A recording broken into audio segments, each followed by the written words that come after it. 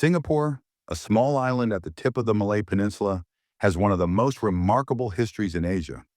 From an obscure fishing settlement to a global city-state, its story reflects resilience, adaptability, and the ability to thrive amid shifting tides of power.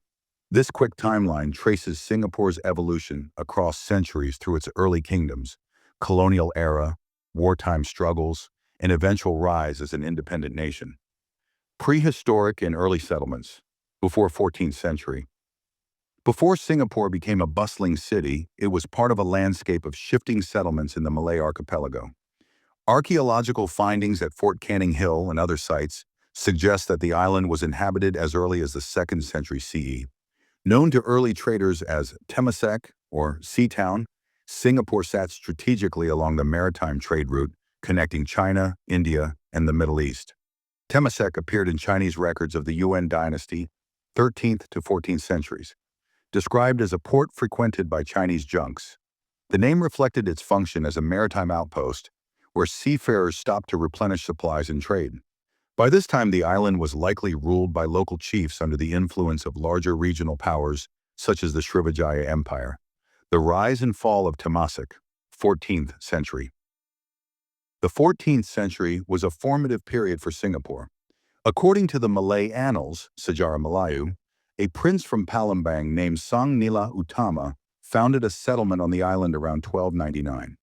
Legend holds that he spotted a lion, though lions never lived on the island, and named it Singapura, meaning Lion City in Sanskrit. Whether myth or fact, Singapore thrived as a trading hub between the 13th and 14th centuries. Its position made it an attractive port for Chinese, Indian, and Arab merchants. Archaeological evidence of Chinese porcelain, glassware, and coins indicates that it was integrated into international trade networks. However, Singapore's prosperity was short-lived. Regional powers competed for dominance, and the island was attacked several times. In the late 14th century, Majapahit from Java and Ayutthaya from Siam waged campaigns that weakened the settlement. By the early 15th century, Singapore declined, overshadowed by the rise of the Malacca Sultanate on the west coast of the peninsula. The Malacca Sultanate and regional shifts, 15th to 16th century. Though Singapore's role diminished, its fate remained tied to the Malay world.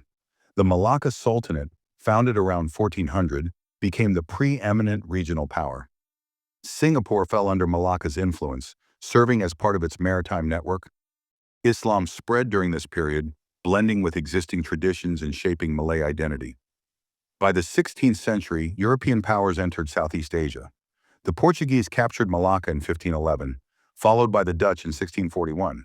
Singapore remained relatively obscure during this era, overshadowed by larger ports. The Johor Sultanate, successor to Malacca, maintained influence over the island, which was used as a minor trading post and military outpost. The founding of modern Singapore, 1819. The turning point in Singapore's history came in the early 19th century.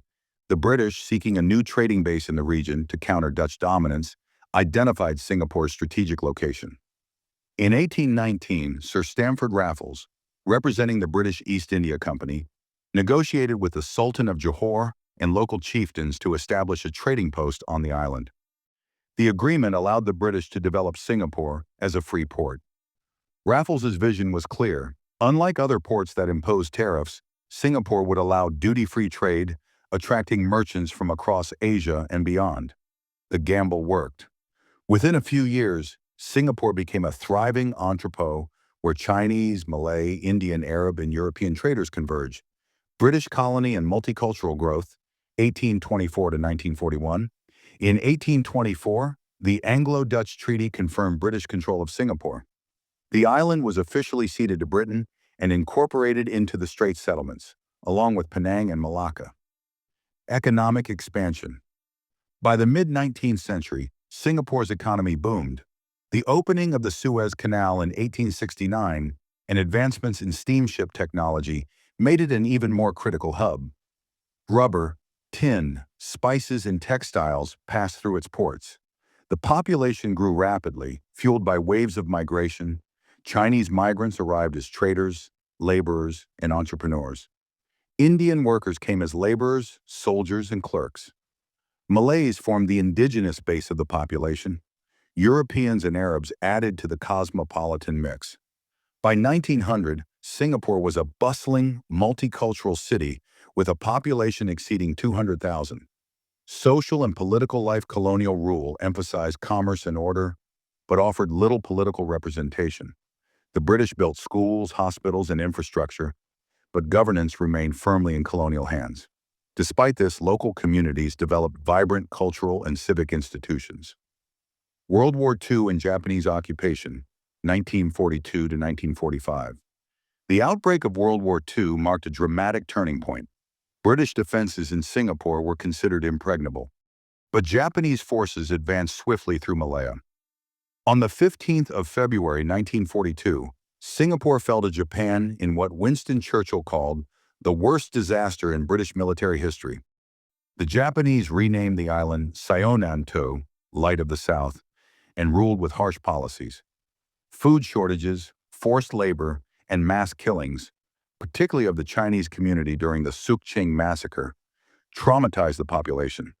The occupation shattered the myth of British invincibility.